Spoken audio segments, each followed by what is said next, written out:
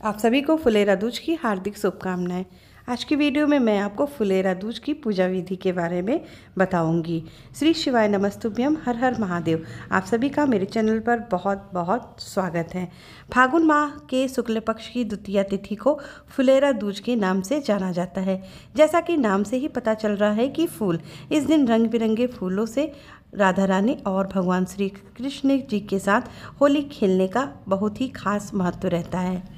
इस वर्ष 2025 में फुलेरा दूज का पर्व 1 मार्च दिन शनिवार को मनाया जाएगा। इसी दिन से राधा रानी और भगवान श्री कृष्ण के साथ फूल और अबीर गुलाल से होली खेलकर होली पर्व की शुरुआत हो जाती है। फुलेरा दूज के दिन हर क्षण शुभ होता है। ये दोष मुक्त तिथि होती है।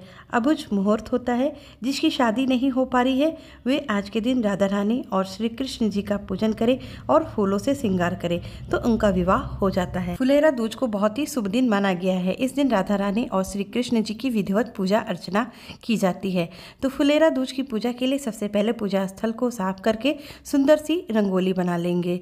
रंगोली आप इस दिन अगर फूलों की बनाते हैं तो बहुत ही शुभ होता है। इसके बाद रंगोली के ऊपर पूजा की चौकी को रखकर लाल या पीले रंग का वस्त्र बिछा देंगे। इसके बाद फूल का आसन देकर राधा कृष्ण, लड्डू गोपाल और भगवान गणेश जी की प्रतिमा को विराजित कर देंगे। फुलेरा दूज की पूजा मैं अलग से चौकी लगाकर कर रही हूँ। आप चाहे तो इस तरह से पूजन कर सकते हैं या फिर अपने पूजा मंदिर में भी पूजा कर सकते हैं। ये पूजा हमें दोपहर में करना चाहिए क्योंकि होली हमेशा दोपहर में खेली जाती है। साथ ही में फूल का आसन देकर मैं दीपक को भी विराजमान कर दूंगी। दीपक को विराजमान करने के बाद अब हम दीपक को प्रज्वलित कर देंगे। इसके बाद हम फुलेरा दूज की पूजा को आरंभ करेंगे। सबसे पहले हाथ में जल और पुष्प लेकर हम फुलेरा दूज पूजा का संकल्प लेते हैं। बिना संकल्प के हमारा पूजा पूर्ण नहीं माना जाता है। हाथ में लिए हुए जल और पुष्प को भगवान के श्री चरणों में अर्पित करके फूल की सहायता से हम सभी पर जल का छींटा कर देंगे। सभी को सांकेतिक स्नान करा देंगे। अपने ऊपर और अपने पूजन सामग्री के ऊपर भी हम जल का छींटा कर देंगे। इसके बाद हम सभी को चंदन रोली से तिलक करेंगे। इस दिन मथुरा वृंदावन में फूलों की होली विशेष रूप से खेली जाती है।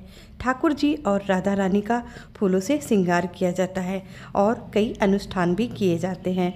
आज के दिन फूल की रंगोली बनाने का विधान है। राधा रानी और भगवान श्री कृष्ण जी के साथ फूलों की होली खेलने के लिए आप रंग बिरंगे फूल इकट्ठा कर लें। इसके बाद फूलों की पंखुड़ियों को अलग अलग करके एक प्लेट में इकट्ठा कर लें। इसी पंखुड़ियों से हम राधा रानी और भगवान श्री कृष्ण जी के साथ होली खेलते हैं।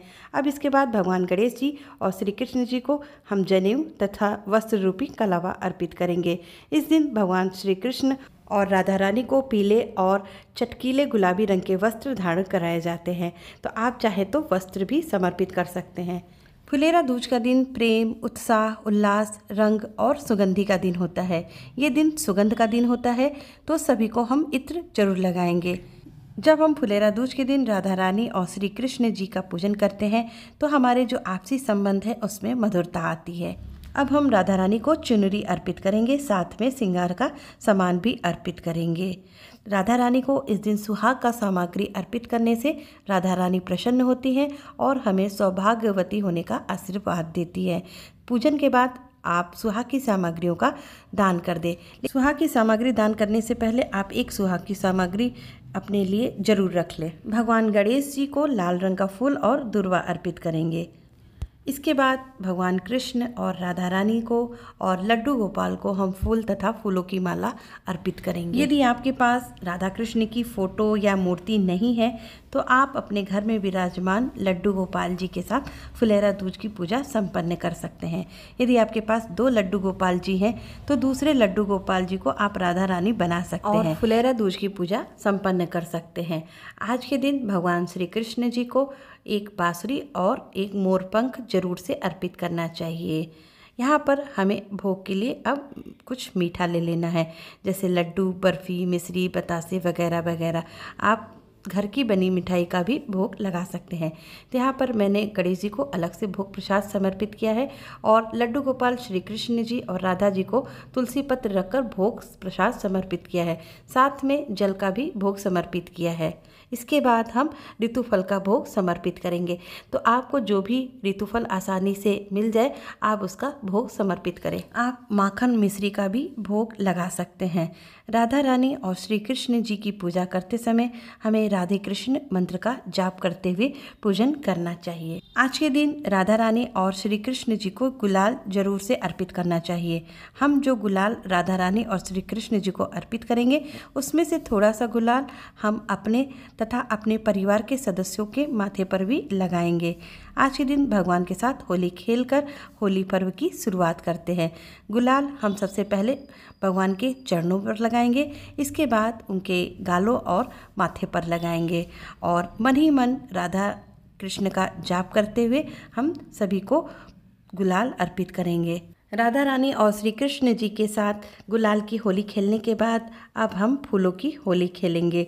तो फूलों की होली खेलने के लिए फूलों की पंखुड़ियों को बारीक बारीक करके हम इस तरह से भगवान के ऊपर फूल अर्पित करेंगे और उनके साथ होली खेलकर होली पर्व की शुरुआत करेंगे। इसके बाद हम अपने घर के सदस्यों के साथ भी एक दूसरे के ऊपर फूल डालकर फूलों की होली खेलेंगे। इस दिन अपने हस्बैंड को एक फूल जरूर गिफ्ट करें, इससे आपसी रिश्तों में मधुरता आती है। अब हम आरती करेंगे। तो आरती सबसे पहले भगवान गणेश जी की करेंगे, इसके बाद भगवान श्री कृष्ण, राधा रानी और लड्डू गोपाल जी की आरती करेंगे।